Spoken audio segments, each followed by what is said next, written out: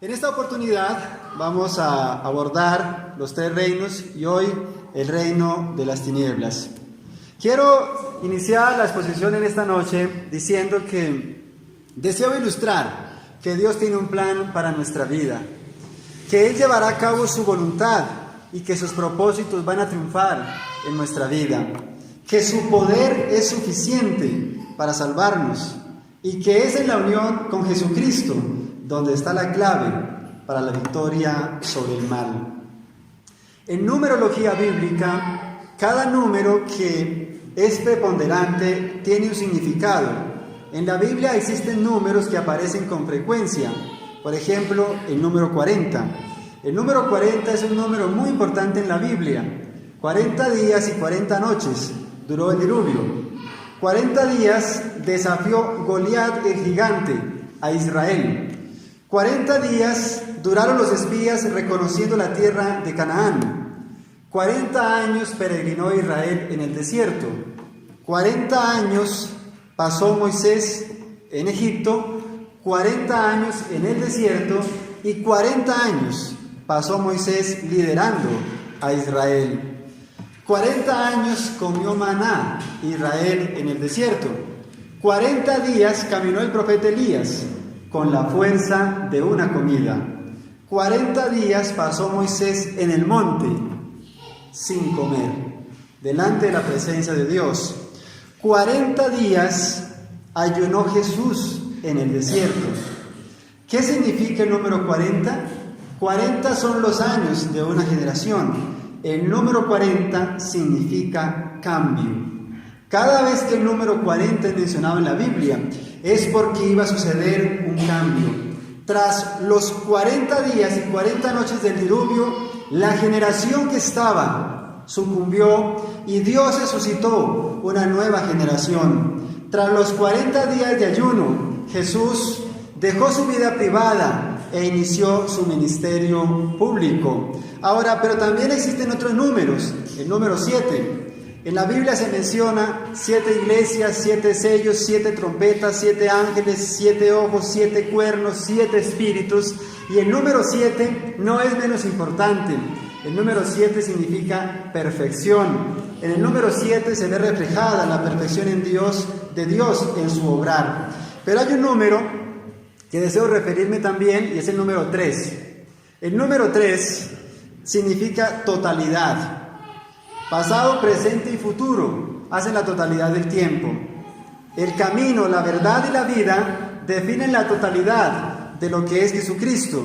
Espíritu, alma y cuerpo hacen la totalidad del ser. Bestia, dragón y falso profeta en Apocalipsis 16 hacen la totalidad del mal. Padre, Hijo y Espíritu Santo hacen la totalidad de la deidad. Primero, segundo y tercer mensaje angélico son la totalidad del mensaje de Dios para la humanidad. La carne, el diablo y el mundo son la totalidad de los enemigos y las luchas del hombre. Justificación, santificación y glorificación son la totalidad de la obra de Dios en nosotros y por nosotros. Y es así que hablando del número 3, encontramos en la Biblia que existen 3 reinos. El reino de las tinieblas, del que hablaremos hoy. El reino de la gracia, del que hablaremos mañana en las horas de la mañana. Y el reino de la gloria, del que hablaremos mañana en las horas de la tarde. Están invitados para el día de mañana. Estos 3 reinos son la totalidad de los reinos. Podemos decir que en el presente aún existen algunas monarquías, pero en el presente solo existen 2 reinos, y son el reino de las tinieblas y el reino de la gracia. A futuro se instaurará el reino de la gloria, pero en el presente solo existen estos 2 reinos, reino de las tinieblas y el reino de la gracia.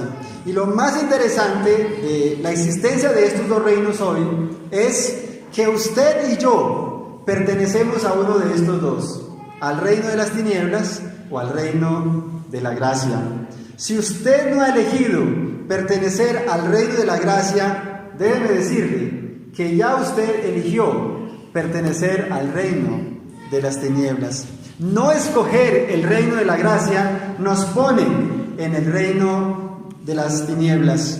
El reino de las tinieblas es descrito en la palabra de Dios, Efesios capítulo 6, versículo 12, porque no tenemos lucha contra sangre y carne, sino contra principados, contra potestades, contra los gobernadores de las tinieblas de este mundo, contra malicias espirituales en los aires. El apóstol Pablo describe que la lucha del ser humano es contra los gobernadores de las tinieblas. El hecho que existan gobernadores de las tinieblas es una evidencia de que existe un reino de las tinieblas. No existe un rey si no existe un reino. No podemos ocultar y tratar de tapar el sol con la palma de la mano. Debemos reconocer que Satanás existe y que existe un dominio tenebroso del reino de las tinieblas por parte de Satanás. ¿Cuándo inició el reino de las tinieblas? El reino de las tinieblas es muy viejo.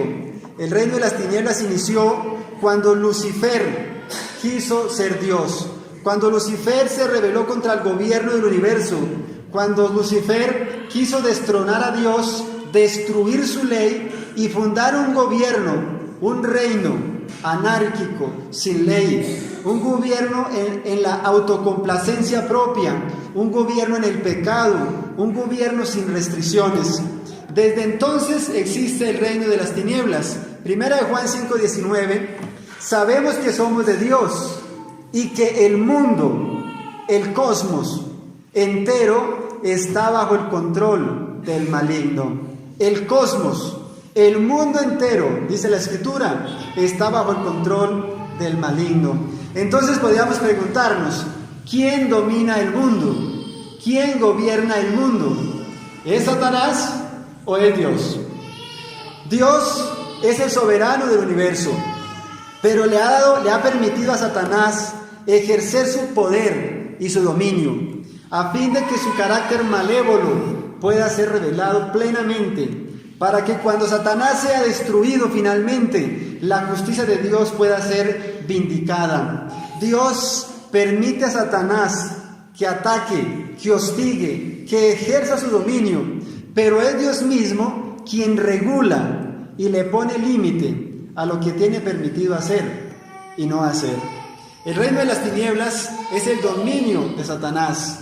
El reino de las tinieblas es el dominio del Dios de este mundo, como se le llama en 2 Corintios 4:4. Es el dominio del príncipe de las tinieblas, como se le llama en Juan 12:32. Es el dominio del maligno, como se le llama en 1 Juan 5:9. Es el dominio del acusador, como se le llama en Apocalipsis 12:10. Es el dominio del diablo, como se le llama en 1 Pedro 5:8. Es el dominio de Satanás, como se le llama en 2 Corintios 2:11. Y es el dominio de Satán, como se le llama en Job 1:6. Son estos los nombres que definen al gobernador del reino de las tinieblas. Y no solo lo definen, sino que estos nombres ponen de manifiesto su despreciado carácter. 1 de Pedro 2:9, mas vosotros sois linaje escogido, real sacerdocio, nación santa, pueblo adquirido por Dios, para que anunciéis las virtudes de aquel que os llamó de las tinieblas a su luz admirable. Esas tinieblas a que se refiere aquí el apóstol Pedro son las tinieblas de Satanás, son las tinieblas de la oscuridad, son las tinieblas del que vive sin Cristo, son las tinieblas de la oscuridad doctrinal, son las tinieblas donde hemos sido rescatados, donde hemos venido por la gracia de Dios. Esas tinieblas son el imperio del mal, donde Satanás arrastra a todos los que muerden su carnada. El reino de las tinieblas es el imperio de Satanás. Hechos capítulo 26, el versículo 18, describe: para que abra sus ojos, para que se conviertan de las tinieblas a la luz y del poder de Satanás a Dios. Esta expresión, poder o potestad, significa mando, superioridad, imperio o autoridad. Eso nos hace pensar que Satanás tiene un imperio sobre este mundo, y es el imperio del mal. es un imperio de muerte, es un imperio de desgracia, es un imperio de desolación. Pero debemos reconocer que Satanás tiene un dominio que Dios le ha permitido sobre este mundo. El dominio o el reino de las tinieblas, que es el reino de Satanás, es un reino de esclavitud, es un reino de miseria, es un reino de desgracia.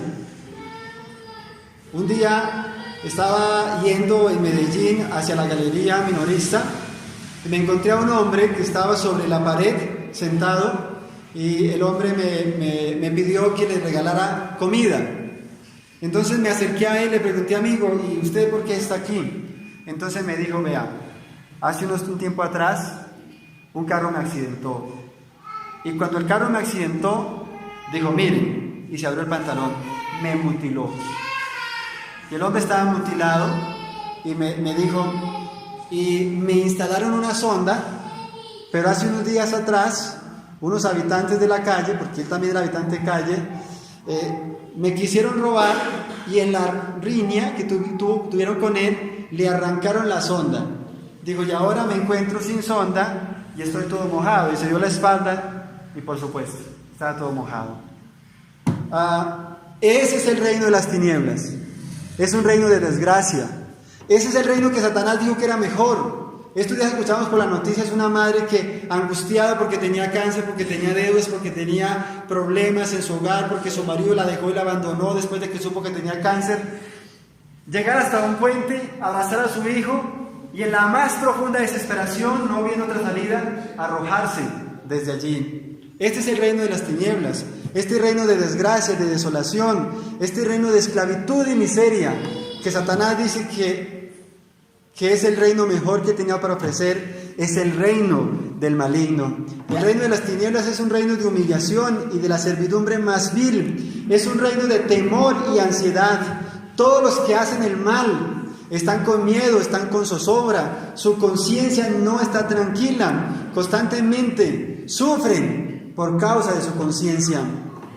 Lady Di, o la princesa Diana, o Diana Spencer, como era famosamente conocida, fue una mujer que tuvo el mundo a sus pies. Siendo la esposa del príncipe Carlos, esta mujer tenía todo a su disposición: la fama, el dinero, el poder, todo. Y es así que cada día lucía un nuevo y lujoso vestido de $3,000, un vestido que nunca más lo volvía a usar. La fama la siguió desde siempre. Cuando se casó, aproximadamente 700 millones de personas siguieron su matrimonio por la TV.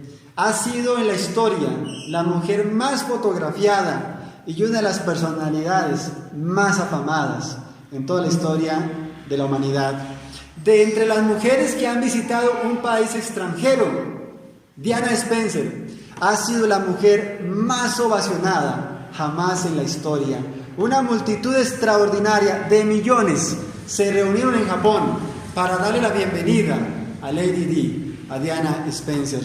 Pero ese día, en medio de esa multitud extraordinaria, cuando Diana Spencer era ovacionada, ella, mientras estaba en tarima, sacó su diario y escribió aquel día unas notas que quedaron para las memorias. Ella sacó su diario y escribió: todo el mundo cree que yo soy feliz y tengo todo lo que una mujer pudiese desear para ser feliz: fama, poder, dinero, salud. Y añadió: pero nadie sabe el infierno que estoy viviendo.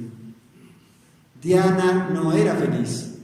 Se divorció del príncipe Carlos, él le fue infiel y ella también. Sufría de acoso mediático y no sabemos cuántas más cosas turbaban su espíritu, a punto que le llevaron a hacer esta declaración: la vida en el reino de las tinieblas es muy amarga, es de desdicha. Bien dijo el profeta Jeremías, que los que viven sin Dios experimentarán la más profunda amargura. El reino de las tinieblas es un reino de esclavitud y miseria. Hay un caso en la Biblia que ilustra bien lo que es servir en el reino de las tinieblas, y es el caso de Pilato, el gobernador romano. ¿Han escuchado de Pilato? Pilato fue un gobernador romano, era un procurador de Judea. Y siendo procurador de Judea, Pilato tuvo la responsabilidad final de juzgar a Jesucristo.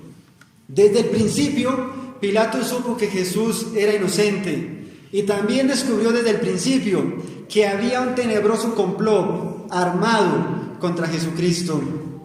Desde el principio, Pilato reconoció en el rostro sereno del Salvador que Jesús era completamente inocente. Al reconocerlo inocente, Pilato sabía cuál era su deber. La justicia exigía que debía ser dejado inmediatamente en libertad. Pero Pilato era un gobernador que le temía la mala voluntad del pueblo. Si él se negaba a entregar a Jesús a la muerte, se iba a producir seguramente un tumulto y él tenía miedo a afrontarlo. Así que Pilato violó su conciencia. Había declarado que Jesús era inocente y sin embargo estaba dispuesto a hacerlo azotar, siendo inocente, para congraciarse con sus acusadores. Así que la turba y el pueblo que estaban allí reunidos se valieron de la indecisión de Pilato para lograr de él la condena de Jesús. Poco a poco fue Pilato violando su conciencia hasta que estuvo dispuesto a entregar al Hijo de Dios, al Salvador del mundo, a una muerte ignominiosa. Jesús no dejó perecer a Pilato sin hacer algo por él. Mientras Jesús estaba en el juicio, oró por Pilato y en otro intento de salvarlo, envió un ángel a la casa de su esposa, la mujer de Pilato, y le dio un sueño. Y en ese sueño que tuvo la mujer de Pilato, le reveló a ella la escena del juicio. Le reveló a Pilato entregando a Jesús para ser crucificado y azotado. Vio a Cristo en su segunda venida y a sus homicidas huir de su presencia. Ella, preocupada por todo lo que había contemplado, de inmediato escribió una carta y con un mensajero la envió a Pilato. Pilato la recibió antes de dictar sentencia final sobre Jesús. Pero Pilato, que era conocido por ser un gobernador débil, esta tempestad de indecisión que había provocado, rugía cada vez más, con más furia. La multitud frenética que estaba allí, donde habían mezclados con los hombres las huestes del mal, los demonios, clamaban a una voz que el Hijo de Dios fuese entregado a la muerte. Así que las burlas y los escarnios se mezclaban con los juramentos. Y es aquí donde la tierra y los cielos deben maravillarse, donde debemos contemplar al opresor y al oprimido. Era la humillación de Jesús la garantía de su exaltación futura. El pueblo sabía que Pilato era un gobernador sospechoso para el gobierno romano, así que si no condenaba a Jesús, él perdería el puesto. Entonces Pilato mandó traer agua, se lavó las manos delante de la multitud y con temor y condenándose a sí mismo, miró al Salvador y miró a la multitud. En el vasto que estaba allí reunido, el único rostro sereno, tranquilo, era el rostro del Salvador. Pilato reconoció en el rostro de Jesús a Dios. Volviéndose a la multitud le dijo: tomadle vosotros y crucificadle, pero sepan que yo lo he declarado inocente. Luego miró a Jesús y con tristeza del alma le dijo: perdonadme por este acto, pero no puedo salvarte. Y así Pilato cedió a las exigencias de la turba. Antes de arriesgarse a perder su puesto, decidió entregar a Jesús para que fuese crucificado. Pero a pesar de sus preocupaciones, aquello mismo que había temido, le aconteció después. Posteriormente fue depuesto de sus honores, fue derribado de su alto cargo y atormentado por el remordimiento y el orgullo herido. Poco después de la crucifixión de Jesús, se quitó la vida, se suicidó. Asimismo, todos los que transigen con el mal no tendrán sino pesar y ruina. Pilato no soportó lo que había hecho y culpable se quitó la vida. ¿Qué es lo que pretende Satanás? Satanás pretende, como en el caso de Pilato, tentarnos, seducirnos a pecar, hacer que nos contaminemos con el mal, luego hacernos la vida miserable, llevarnos a la desesperación, cerrarnos toda salida, dejarnos sin esperanza y finalmente quitarnos la vida. Lo hizo con Pilato y lo puede hacer con usted.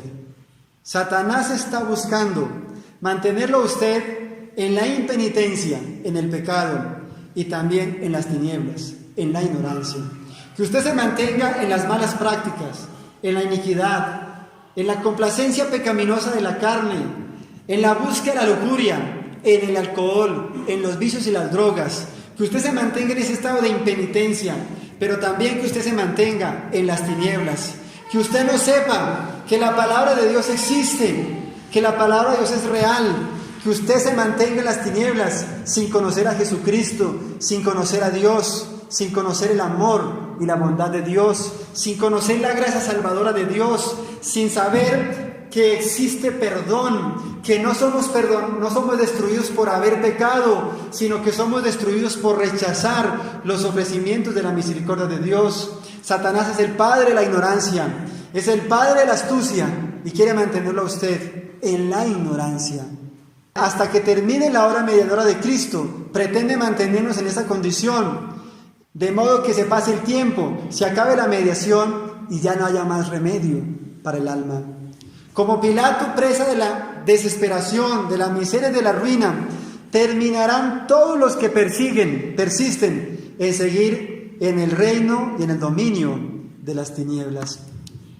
Marilyn Monroe, ¿no se han escuchado de ella? Conocida mundialmente como un ícono de Hollywood. Esta fue la mujer que con su belleza singular revolucionó las pantallas del cine. Fue un ícono por su belleza y actuación. Un día, esta mujer fue visitada por un predicador. El predicador, después de un show que ella hizo, la visitó y le habló de Jesús.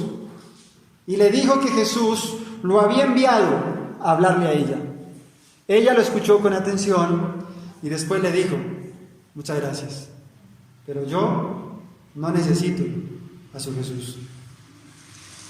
A la semana siguiente apareció muerta en su departamento por una sobredosis de metanfetaminas, un potente psicoestimulante.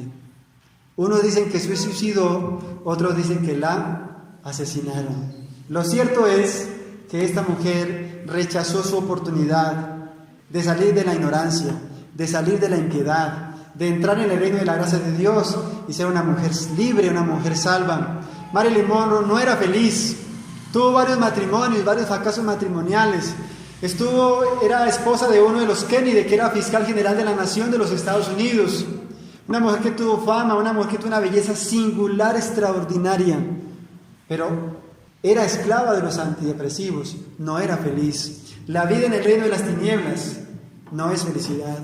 Es una vida de esclavitud, es una vida de miseria, es una vida de desdicha, es una vida de desgracia. Bien dice la Biblia que la paga del pecado es la muerte. Romanos capítulo 6, versículo 23. El reino de las tinieblas, debo decir también, es un reino de esclavitud. Proverbios 5:22, el malo es aprisionado en las cadenas de su pecado. Miren, no todas las personas cometen los mismos pecados. No todas las personas son esclavos de los mismos vicios. Unos son esclavos de un pecado, otros son esclavos de otro pecado, pero el fin es el mismo, esclavitud. Hay quienes son esclavos de la fornicación, otros de la pornografía. La muchachada de ahora, los jóvenes, son esclavos de esto, de la pornografía. Otros son esclavos de las mentiras, son comerciantes y son esclavos de la mentira, del engaño. Y eso es lo que Satanás pretende, que no seamos libres, que nos mantengamos en la impenitencia. Quiere mantenernos esclavizados para finalmente destruirnos. Ronald Belfort, o Bon Scott, mejormente conocido, cantante de rock australiano, se hizo famoso porque se convirtió en el segundo vocalista de la banda de rock AC/DC. En 1979, en una de sus canciones cantó lo siguiente: no me detengan, yo estoy bajando todo el camino, bajando por la carretera al infierno. No había pasado un año. El 19 de febrero de 1980, luego de una fiesta, Bon Scott murió ahogado, o lo encontraron ahogado en su departamento, ahogado con su propio vómito, tras una borrachera. Y que había cantado que no lo tuvieran, que estaba bajando todo el tiempo por la carretera al infierno, fue destruido por Satanás. Eso quiere Satanás, ponernos en la autopista que va al infierno y finalmente destruirnos. La Biblia es clara cuando dice que existen dos sendas: la senda ancha que lleva a la muerte y la senda estrecha que conduce a la vida. La senda ancha es una autopista al infierno. Usted no necesita negarse nada, no necesita ser honrado, no necesita ser justo, no necesita ser honesto, no necesita casarse, usted puede vivir como quiera, no necesita negarle nada a sus hijos, ellos pueden experimentar toda clase de vicios y costumbres como quieran. La senda estrecha es una senda de abnegación, es una senda de renuncia. ¿Dónde está la diferencia? Al final del camino está la diferencia. La una conduce a la muerte y la destrucción, y la otra a la vida eterna. Lo que Satanás busca, repito, es esclavizar al ser humano en el pecado, es degradar a los que fueron comprados a un precio infinito, la sangre de Cristo Jesús. Y cuando ya no les sirvan más, cuando ya no sean más sus instrumentos, entonces les va a quitar la vida para asegurárselos para sí. John Lennon dijo en una entrevista que él era más famoso que Jesucristo, que él no tenía que hablar del cristianismo, porque el cristianismo iba a ser destruido, que Jesús era ok, pero sus asuntos eran muy simples. Un año después, un fanático le disparó y le dio 6 tiros y murió. Christina Haidt, una periodista cubana, dijo que la Biblia era el peor libro jamás escrito. Y en ese mismo año se le incendió el auto y murió quemada. Eso es lo que hace Satanás: llevar al ser humano a la impenitencia, a la ignorancia y finalmente destruirlo. Quisiera hacer un cuestionamiento. Venimos aquí para oír la palabra de Dios, pero también es preciso que nos cuestionemos. Necesitamos saber si estamos andando por la autopista que va al infierno o ya hemos tomado la senda angosta que conduce a la vida eterna. Si usted aún permanece en el pecado, si aún conserva algún ídolo acariciado, si aún está practicando algún pecado secreto, si está llevando una vida doble, hay esposos que están siendo infieles a sus mujeres, hay hijos que practican vicios degradantes y sus padres no lo saben. Si usted está siendo dominado por sus pasiones, si usted está practicando la injusticia en el comercio, si usted es un maltratador de su esposa, hay esposos que son maltratadores de sus esposas, debo decirle que usted es un hijo de las tinieblas. Si usted encaja en alguna de estas que hemos mencionado, usted es aún un hijo de las tinieblas. Advierto con verdad lo que dice la Escritura, 1 Juan 3:8. El que practica el pecado es del diablo. Hay quienes navegan por la internet, por esas páginas de inmoralidad, contaminan su conciencia y luego vienen a la iglesia para tranquilizar su conciencia. Hay esposos que son adúlteros del Facebook, nunca le han sido infieles a sus mujeres, pero son adúlteros del Facebook, ven pornografía. Hay jóvenes que se prostituyen por la internet, hay comerciantes deshonestos, hay mujeres esclavas de la moda, hay mujeres noveleras que tienen la imaginación corrompida, que se inhabilitan por esto para discernir la sencilla palabra de Dios. Hay jóvenes que practican vicios de toda suerte, pero no se engañen. 1 Juan 3:8. El que practica el pecado es del diablo. Mal haría yo decir otra cosa, pero es preciso decir la verdad. Es preciso que al pecado le llamemos por su nombre, porque estamos en un reino, estamos en un mundo, estamos en un momento donde Satanás se está jugando el juego de la vida con nosotros, donde Cristo quiere tener su trono en nuestra vida, donde Cristo quiere transformarnos por su gracia, pero también Satanás quiere tener el control, el dominio de nuestro ser para finalmente destruirnos. Muchos creen que hacen parte del reino de la luz, pero a decir verdad, aún hacen parte del reino de las tinieblas. Muchos conocen la verdad, pero no la practican. Hay quienes llevan una vida doble. Primera de Juan 1:6. Si decimos que tenemos comunión con Él, pero andamos en tinieblas, mentimos y no practicamos la verdad. Si usted está ocultando sus pecados, es un heredero al lago de fuego, a menos que los confiese hoy y los haga vanidad. El reino de las tinieblas es un reino de fuerza. Satanás usa la violencia de la fuerza para hacernos pecar. Si bien es cierto que no puede obligarnos a pecar, Satanás tienta, seduce y urge todas las herramientas infernales para buscar hacernos pecar. Presiona y presiona hasta que logra su objetivo, si se le permite. El plan del diablo para su vida es a largo plazo. No se descuide.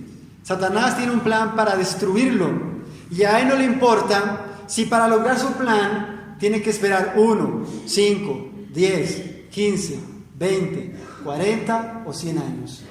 El plan de Satanás es destruirlo y su plan es a largo plazo.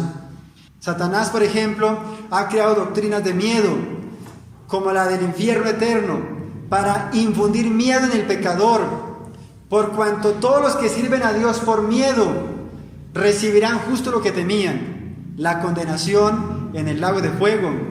Jonathan Edwards predicó un sermón titulado Pecadores en las manos de un Dios airado. Y fue tal el fervor y el ánimo con que Jonathan Edwards predicó el sermón, que ese día la gente se agarraba de las sillas, porque les parecía que se iban a caer al infierno.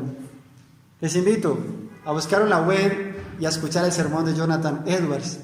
Pero no es el miedo lo que debe inducirnos a servir al Señor. No es el temor a perderse, no es el temor al castigo, no es el temor a recibir la ira de Dios lo que debe motivarnos. Debe ser el amor puro y sublime de Jesús lo que debe inspirar nuestro servicio a Jesucristo.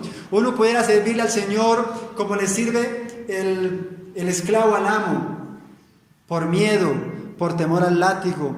O también pudiera servirle como sirve el jornalero a su patrón, por amor a la paga. Pero es mejor servirle a Dios como sirven los hijos a los padres, por amor. Jesucristo quiere que le sirvamos por amor. No nos dejemos aterrorizar por el miedo, pero necesitamos ser constreñidos por el amor de Jesucristo. El miedo no conduce a nada. Unos jóvenes universitarios querían un día hacer una broma a los habitantes de su barrio. Así que tomaron a un compañero y lo vistieron de diablo. Consiguieron un disfraz bien confeccionado y disfrazaron a un compañero de diablo. Como eran bastantes, el compañero diablo salió a la calle y ellos atrás empezaron a hacer algarabía. El diablo, el diablo, el diablo, llegó el diablo. Y la gente en la calle empezó a ver el compañero diablo y todos se empezaron a espantar. Y entonces fue tal el movimiento que se despertó que todo el mundo corrió a buscar lugar, y fue tal el asunto que el mismo diablo, el compañero diablo, se sintió asustado también, y entonces para buscar refugio se entró a una iglesia y se sentó asustado. El diablo, compañero diablo, se sentó al lado de una señora y la señora se quedó estupefacta cuando lo miró y le dijo: señor diablo, no me lleve. Usted sabe, le dijo, usted sabe que yo vengo a la iglesia, usted sabe que yo vengo a la iglesia, pero usted también sabrá que tiene un lugar en mi vida y de cómo le sirvo cuando no estoy en la iglesia. ¿Qué les parece? Esa es la experiencia de muchos. Si les apareciera el diablo, esa sería la misma suerte. Satanás pretende que si usted no ha hecho su decisión por Cristo, no la haga nunca. Satanás pretende retenerlo en el pecado, en sus malas prácticas, en su injusticia, en la iniquidad. Porque si así lo mantiene, finalmente se lo va a llevar el diablo, como dice el dicho. Satanás pretende que si usted ya se hizo seguidor de Cristo, pero aún no se ha bautizado, nunca se bautice. Le ponga peros a la doctrina, le ponga peros a las normas, le ponga peros al pastor, le ponga peros a los programas de la iglesia, le ponga peros a todo. Esta iglesia no es perfecta, yo pensé que la iglesia era perfecta, etcétera, etcétera, para que usted nunca se decida y se mantenga en esa posición de peligro latente. Pero si usted ya se hizo seguidor de Jesús, ya es miembro, Satanás pretende hacerlo volver, traerlo de regreso otra vez al pecado, desanimarlo. Satanás le va a llenar a usted de problemas financieros, va a suscitar problemas en sus hogares. He visto con asombro que los hogares de 30 y 40 años se están disolviendo y los hogares nuevos que se están gestando apenas duran 1, 2, 3 y 4 años y se disuelven. Satanás va a buscar la manera de hacerle a usted la vida imposible para llevarlo de regreso otra vez a su reino de tinieblas. Por eso es que no se descuide. Usted que es miembro, usted que ya hizo decisión por Cristo y usted que no lo ha hecho, necesita velar, necesita buscar a Dios en oración, necesita buscar una experiencia salvadora con Jesucristo, porque Satanás está buscando una manera de destruirlo. Tenemos que hablar también del fin del reino de las tinieblas. El reino de las tinieblas no va a durar para siempre, lo que me alegra. El reino de las tinieblas va a ser destruido. Mateo 25:44, Jesús dijo a los impíos: apartaos de mí, malditos, al fuego eterno, preparado para el diablo y sus ángeles desde la fundación del mundo. La Biblia dice, en palabras claves como acabamos de mencionar, que Satanás va a ser destruido, que los demonios van a ser destruidos, que el reino de las tinieblas va a llegar a su fin. No va a haber más diablo, lo que me alegra mucho, porque el diablo es el originador del pecado, es el originador de la desgracia, de la muerte. Cada vez que sucede algo malo, ¿quién tiene la culpa? Cada vez que muere alguien, cada vez que la muerte se arrebata a un ser querido y nos lo arranca de nuestro lado, ¿quién tiene la culpa?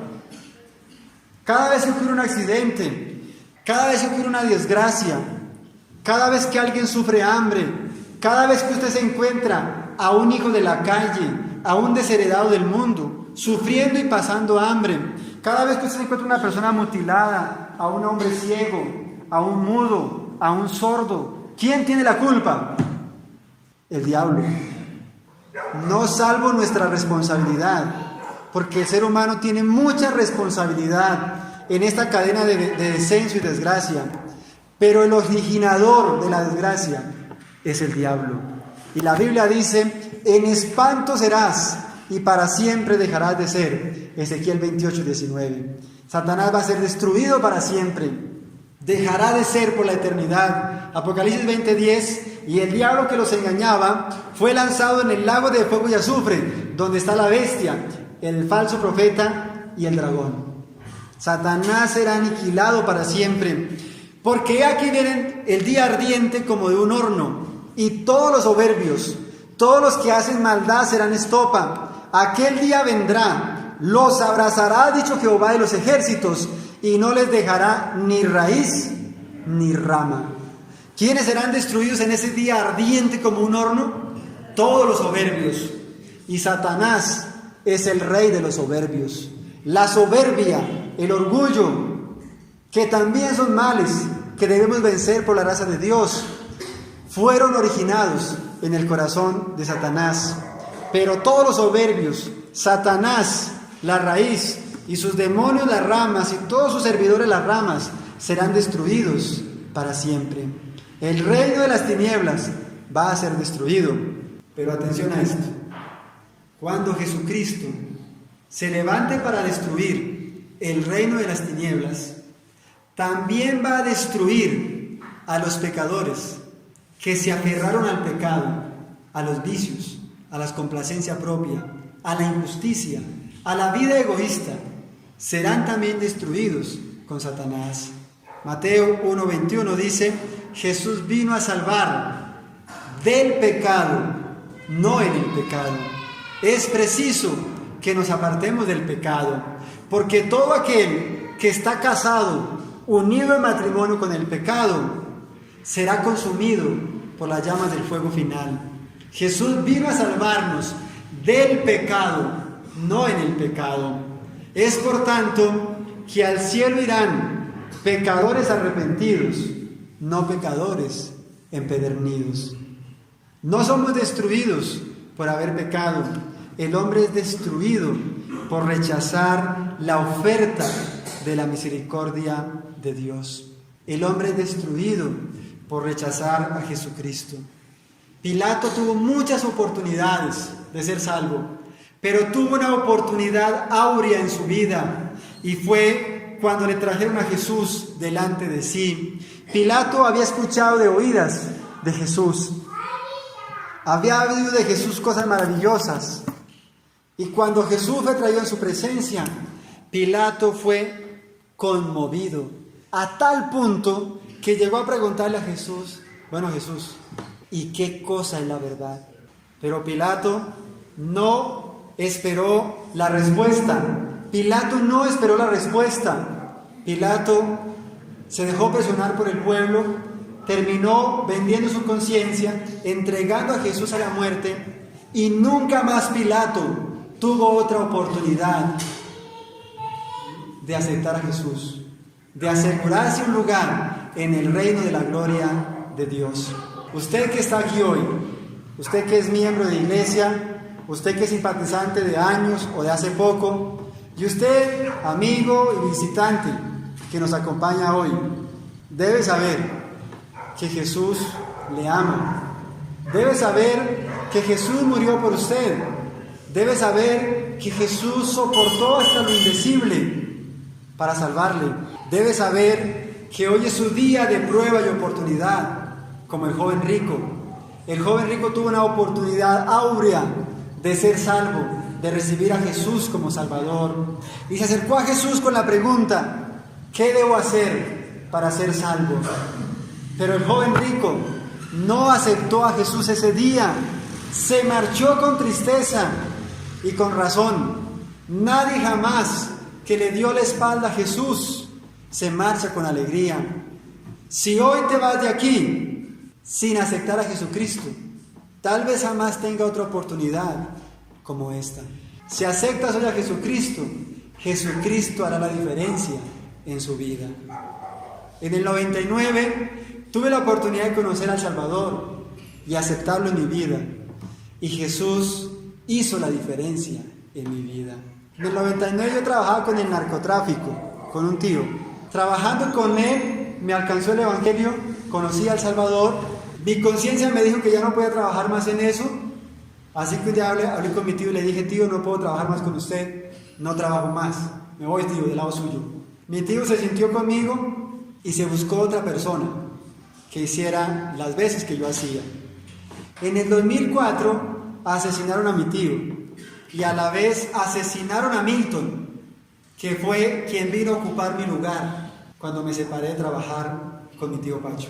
Jesús ha hecho la diferencia en mi vida. Jesús me ha dado un hogar maravilloso. Jesús me ha dado una mujer extraordinaria. Jesús me ha dado una hija extraordinaria. Un día, mientras Melanie leía la Biblia en Río Negro, estaba leyendo Apocalipsis capítulo 15, donde Juan vio a los salvados en el mar de vidrio, a los redimidos salvos. Y entonces Melita me miró y me dijo: papá, o sea que Juan nos vio a nosotros. Esas palabras de Melanie me llegaron a lo más profundo del alma.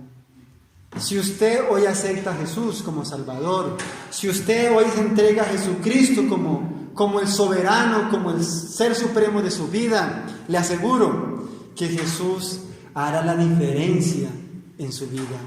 Necesita usted, si es miembro de iglesia, pero no ha tenido una experiencia salvadora, necesita tenerla hoy. Hay muchos bautizados que no han sido salvos. Con verdad se puede decir. Necesitamos a Jesucristo. Solo el poder de Jesucristo puede salvarnos de las garras del maligno. Y necesitamos hacerlo hoy. No podemos postergar más nuestra experiencia de salvación. Con dolor voy a decir lo siguiente. Tenía un hermano, tenía 25 años de edad. Mi hermano era policía, yo lo llamaba de vez en cuando, y un día estando aquí en Bogotá, yo estaba de misionero en los Llanos Orientales, iba de salida para los Llanos, saliendo de Musú, donde funcionan las oficinas de la asociación. Una mañana, a las 6 de la mañana, tomé el teléfono y lo llamé para saludarlo y hablarle. Ese día, cuando lo llamé, a las 6 de la mañana, yo nunca le hablaba así, pero ese día, en esa mañana, le llamé y le dije: hermanito, después de saludarlo, le dije: Jesucristo va a venir pronto. Y cuando Jesús venga, no nos va a preguntar cuántas casas compramos, ni cuántas carreras estudiamos, ni cuánta plata tenemos en el banco, ni cuántas fincas y cuánto ganado tenemos.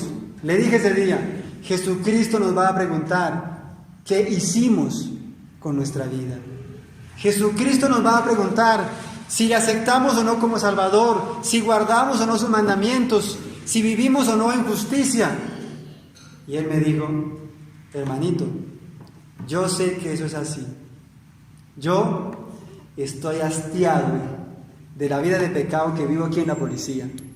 Voy a trabajar otros añitos más, me ahorro un dinero y me salgo de aquí para comenzar una nueva vida con ustedes. No había pasado un mes y me estaban llamando que mi hermano tuvo un accidente fatal después de una noche de borrachera y murió. Mi hermano estaba haciendo planes para unos añitos. Y usted, que no se ha casado, ¿cuándo se piensa casar? Y usted, que todavía está practicando algún pecado, ¿cuándo piensa abandonarlo? Y usted, que lleva años simpatizando, ¿cuándo se va a bautizar? Necesitamos una experiencia salvadora hoy. Necesitamos hoy decidir aceptar a Jesucristo y rendirle nuestra vida. ¿Hay aquí alguno que quiera ser libre de las cadenas que por años lo han atado? ¿Hay alguno aquí que quiera ser perdonado y volver a la paz de Dios? Jesucristo dijo: el que a mí viene, no le echo fuera. Satanás tiene dos filosofías, y con esto cierro. Una, hacerlo creer a usted justo. Y es común encontrar personas que dicen: yo no soy malo, no estoy en adulterio, no robo a nadie, no he matado a nadie, soy un buen esposo, doy a mis hijos todo lo que necesitan, de cuando en cuando ayudo a los que necesitan, yo soy bueno. Y la otra filosofía es hacerle sentir a las personas que son muy malas, que han ido demasiado lejos, que por los pecados que han cometido ya no tienen oportunidad. Mi tío, con el que trabajaba, pensaba de esa manera. Una noche, mientras dormían sus hijos, los 4 hijos del matrimonio, él le habló a su esposa las siguientes palabras. Mi tío se contaba en el infierno. Le habló esas palabras. Le dijo: ¿cómo serán cuando estos 4 chicharroncitos, fue las palabras que él expresó, estén ardiendo en el infierno? Mi tío fue engañado por esa filosofía. Satanás le hizo pensar que él había ido demasiado lejos en su apartamiento de Dios, que sus pecados eran tal que para él no había perdón. Por favor, no se deje engañar. Eso es lo que Satanás pretende. La Biblia dice: si confesamos nuestros pecados, Él es fiel y justo para perdonar nuestros pecados. Y escuche esto: y limpiarnos de toda maldad. Y la sangre de Jesucristo, su Hijo, nos limpia de todo pecado. Venga hoy a Jesucristo.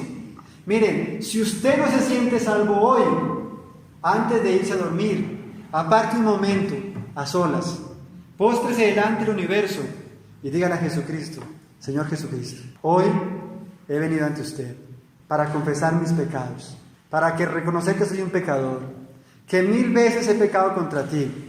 He venido ante ti para suplicarte que perdones mis pecados, que me hagas libre, que me dé la gracia de entrar en la paz, que me salves. Y Jesucristo hará el milagro que tanto hace falta en su vida. El Señor les bendiga, les dé su gracia.